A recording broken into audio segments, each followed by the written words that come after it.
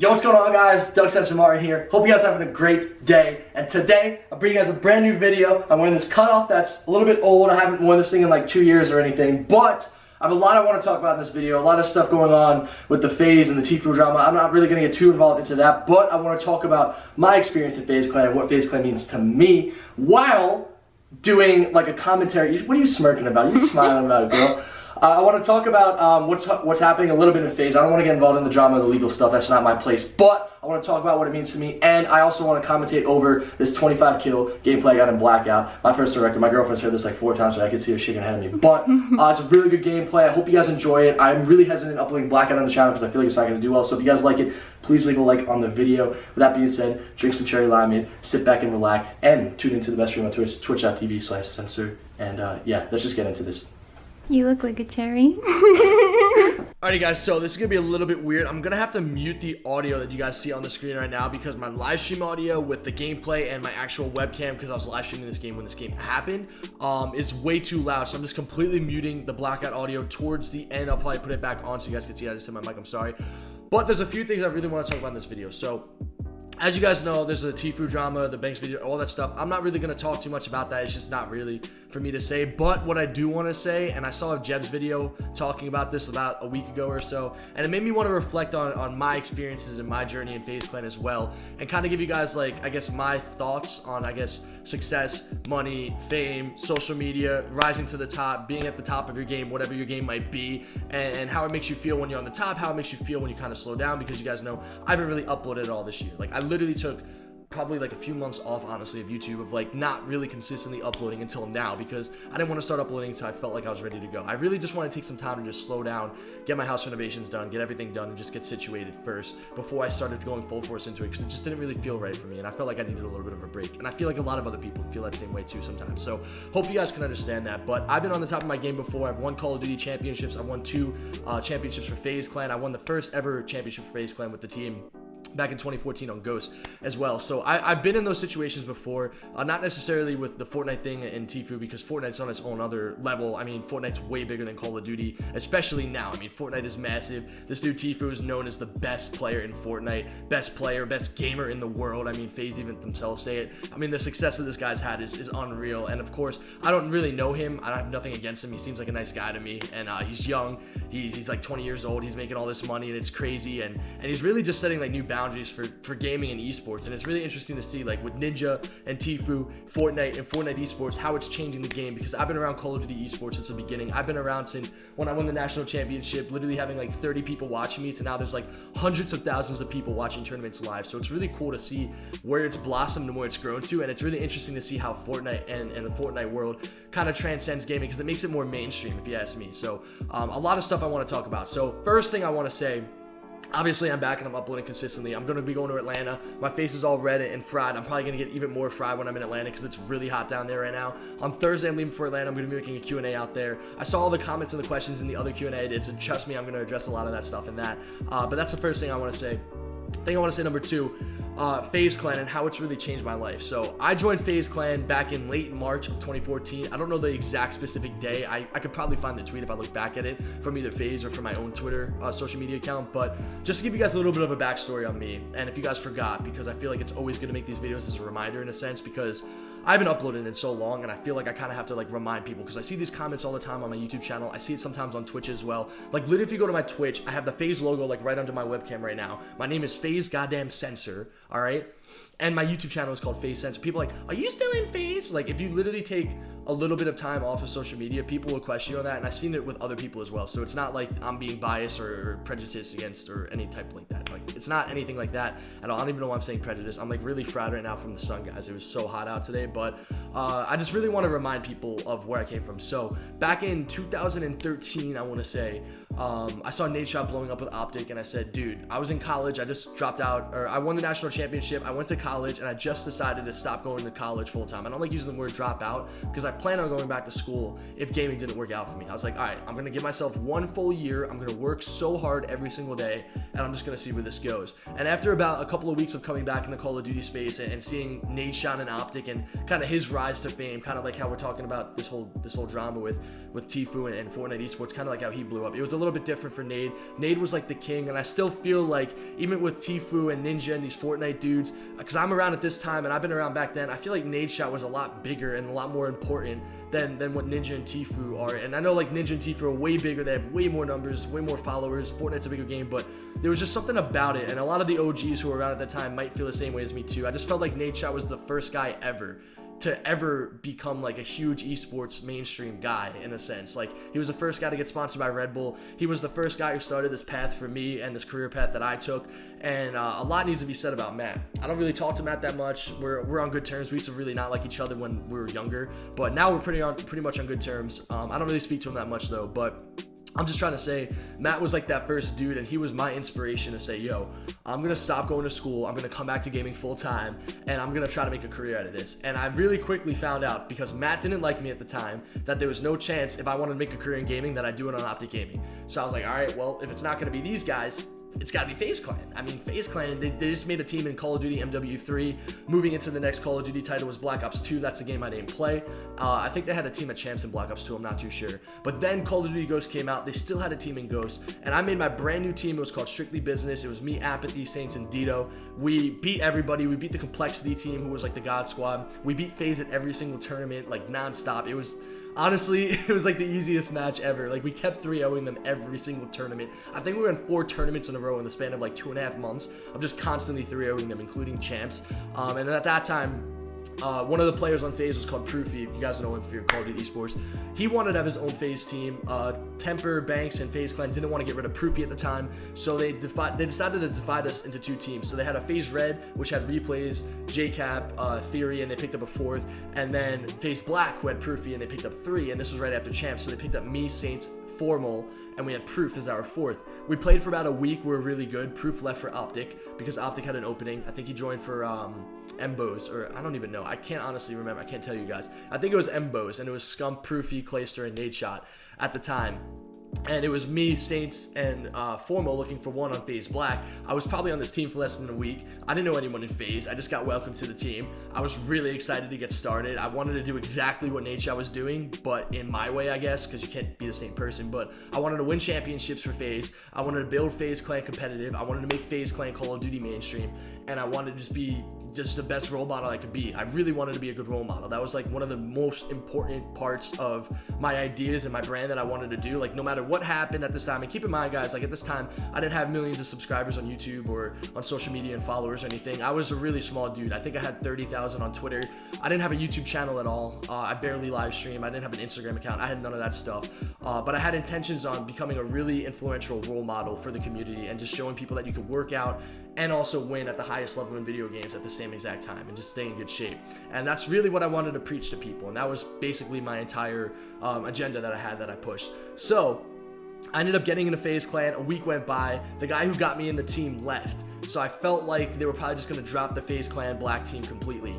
And at that time, I straight up called Tommy right away. I'll never forget the phone call.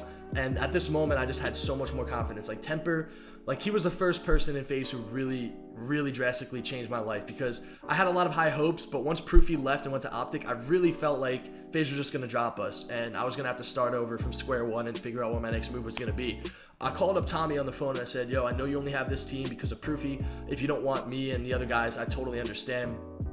Just let me know so I know what I have to do moving forward. Just if you don't want us, please just tell me now. I totally understand. I'll respect it. I'm not gonna get mad. I'm not upset or anything like that. I know why I'm on this team, but just let me know what you want to do. His words exactly. I'll never forget it. Tommy just paused for a second. I had my phone right up to my ear and he goes, nah, dude, you're my captain, man. Just make it work. Figure out what you want to do. You're in control of this team and you're my captain. Just make it work, man. I swear, guys, like, that gave me the most confidence ever. I used to be so intimidated by Tommy back in the day, because he was like 1 year older than me, but he's a lot taller. I was still like a little, like, you know, kid, I felt, and I still feel like a little kid, but I was, especially if you guys know me from like 4 or 5 years ago, I was a lot younger, a lot more inexperienced. I didn't really know what I wanted to do. I just had a good heart and good intentions. So hearing that from somebody that I really looked up to, he was always a mystery to me. I didn't really know much about Temper. He just always looked so serious, so mysterious, so cool. Like, everything about Tommy just, I don't know, I was just kind of like, I wanted to be a little bit more like him in a way, I guess.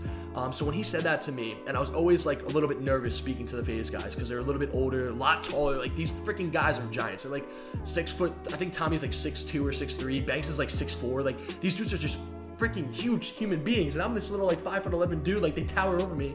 So hearing that from him gave me a lot of confidence. It made me feel so happy and so proud that like, wow, I'm a part of this cool thing. And this is before the FaZe House New York, guys. Just putting that out there. Like, this is before FaZe House New York. This is before, like, this is like when FaZe Rain just started popping off on YouTube, I think. This is before Apex had like 200,000. Like, none of these guys were really that big back then. Like, FaZe was still huge in the space, but it wasn't what it is today. And that's just what I keep on trying to get at here. And this is like the main message that I really want to hit home with you guys. So please listen to what I have to say, because I think it's really, really important. So at this time, I keep in mind, I'm living in my mom's house. I don't have $1 to my name. I just literally lost all my money because I put it all to college. I had nothing. I was working at this job at the front desk at a gym, making $9 an hour. I make a few $100 every couple of weeks, and it was enough for me, and it was all I needed. It was enough for my gas. It was enough for my protein. It was enough to hang out with my friends every now and then, and it was all I really needed.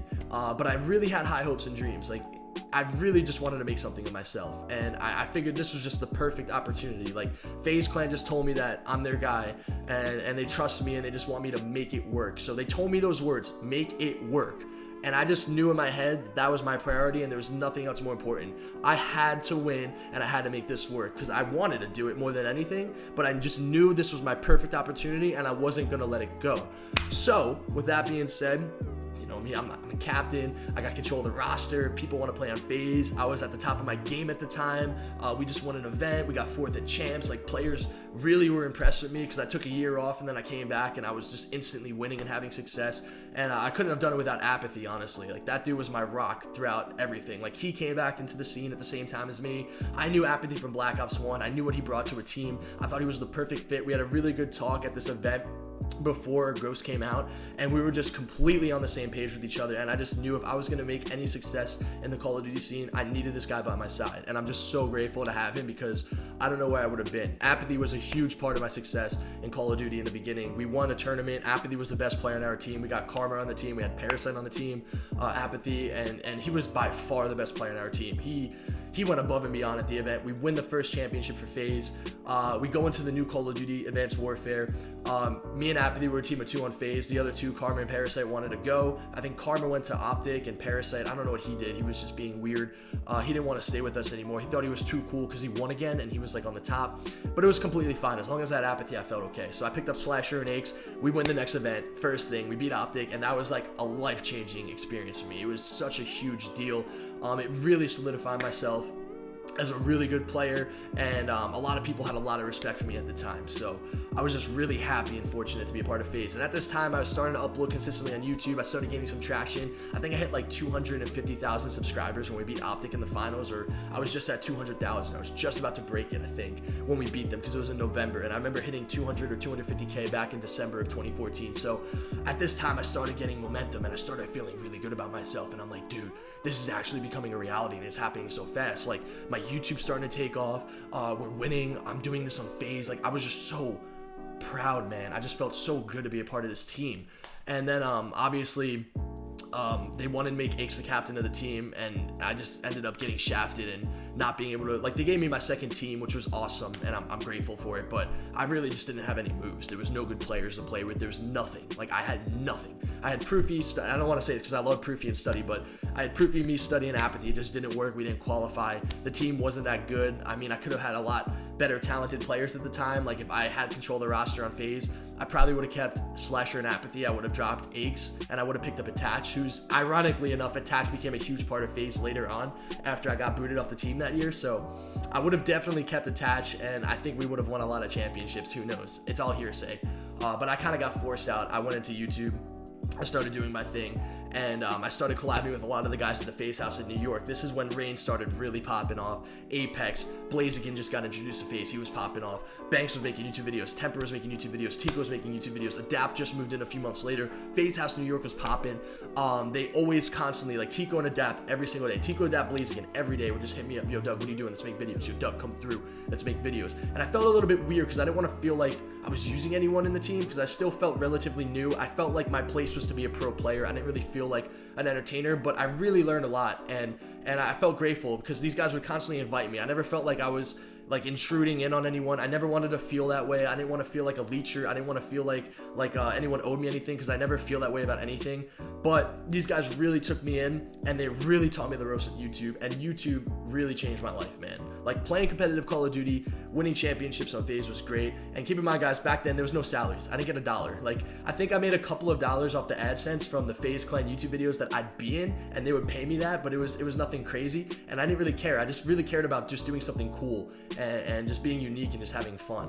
And winning on FaZe, working out, making YouTube videos was just the coolest thing in the world to me at the time. And also I was having a lot of fun with it, and I was growing with a bunch of those dudes in the house, and it was just a really awesome time, man. And I just wanted to just say all that, because without that in my life, without me living in Long Island and the FaZe house coming to Long Island like 20 minutes away from me, and without me being able to drive over to the FaZe house, be in their videos, even if I didn't make a video with any of the dudes, if I was just in their videos and they accepted me and they welcomed me and they just took me in, if I didn't have that, I don't think I would have been able to grow a YouTube channel with over 1 million subs or 2 million subs. Like without those guys not only having me in their videos and I guess like promoting me, but the knowledge that I gained from all of it, like just being around all the dudes and listening to them and seeing the way that they worked, and I just really just wanted to soak it all in like a sponge, honestly. I just looked at it like, yo, these guys are gonna be really freaking successful, smart, intelligent people, and they already were, but they were just about to become really successful, and I'm like, dude, like these guys are like my idols. Like these are guys that I gotta be watching and like learning from. Like I just really wanted to learn as much as I could. So Rain was just always there for me, dude. He was just always there. Anytime I had a question, anytime, like my first viral video was talking about losing my virginity, Rain was the guy who told me to upload that video. Adapt was also really cool as well. Blaziken was one of my dudes. Banks always had the best YouTube ideas. Like I think my second most popular video behind that killer clown prank, which I have no idea has over 10 million views. My second most popular video was like pranking FaZe Apex. At the time, I never spoke about this on my channel, but I had just problems at my mom's house. I didn't want to be in her house anymore, and I didn't have an apartment yet. And I texted the dudes like, yo, can I please come live at the house for a little bit? Like I never wanted to ask that, but I had to because I just didn't feel comfortable in my home. I was like, guys, can I just please come here? Apex went to California, I think, to go see his family. So Apex allowed me to stay in his room for a week when he was away. And Apex told me not to prank him. I intended on doing like a really mean, bad prank to this man. And Banks was like, dude, why don't you just do a good prank? Why don't you just do like the anti-prank and just do something really fun and nice for the guy? And I was like, dude, that sounds so much cooler. Because one, I'm not a bad guy. I just felt like doing a prank for the bad would have made more sense for some reason in my head. But I'm a really good guy, so it makes a lot more sense to me do something nice. Especially if someone's letting me stay in their room and he's coming back home from California. Like, if Banks didn't tell me that, dude, it would have been so bad. So we ended up doing a really nice thing for Apex. This hoverboard company gave me a hoverboard, and they just wanted me to shout it out in a video. So I wanted to keep the hoverboard, but I felt like I should just give it to you. I thought it'd be good for the video. I thought it'd be fun. Oh, Jesus Christ. I just said his name. I'm going to blur that out. But I thought it'd be fun if I did that in the video, if I gave it to Apex. I knew he loved the hoverboards, and I knew like everyone in the house at the time had one. I was like, dude, why don't I just give him the hoverboard? I don't need it. Like, I'll just let them have it, and whenever I come here, I'll play around on it. And we'll just do some really nice things for him. It ended up being one of the best videos ever. My point being, guys, just being around these guys, and obviously they're out in Cali now, and I'm still friends with them. I don't talk to them as much because obviously I'm here in Long Island. I want to be here in Long Island. They want to be out in California. It's just part of life. Like, you grow up, you go in different directions, and that's just how life goes, and that's totally cool. I know when I see them again, it'll just be like the old times. But my point being, guys, just being around these people all day and just learning from them, being affiliated with FaZe, the FaZe Clan brand, the FaZe Clan name, the members, like literally Banks, Tommy, Apex, Adapt, Rain, Blaziken, Tico, especially Tico is one of my dudes as well, Nikon, Sensei, like all these dudes that were in the New York house at the time. Just being around these guys and just being affiliated and just learning and being a part of that community is a really important deal. And I say that in a way because if you want to make a career in gaming and esports, the two things that I think you need to have is some sort of a talent and being around the right people. I mean, if you have a talent in something, you're around the right people, you're going to be able to be successful. For me, I was good at Call of Duty. I was able to win on FaZe, win before FaZe, and I also was around the right people. And all I'm trying to say, guys, all the success that I had, a lot of it is because, like, obviously I put in work and I make my own YouTube videos. I put my own titles and thumbnails out there. I go out and I do the things that I write. I get all that, but none of it would be possible if you don't have that community behind you. You don't have that backing. You don't have that knowledge. And all of that things that I've gained was from FaZe. And just wrapping all that up in together, I think it's just one of those experiences where it's just amazing. And just going back to this Tfue Banks thing, I don't want to really get too much involved. Obviously, I'll be a little bit biased because you guys hear my story about it now. All I'm trying to say, can Tfue probably make more money off of brand deals if he was a solo act and he doesn't have competitive sponsors in FaZe? Like, for example, FaZe is sponsored by G Fuel. If Red Bull wants to throw Tfue like $5 million, which is too high, but maybe it's just say $1 million for a year just for him to be a Red Bull athlete. That's an opportunity he can't have if he's in FaZe, which makes sense.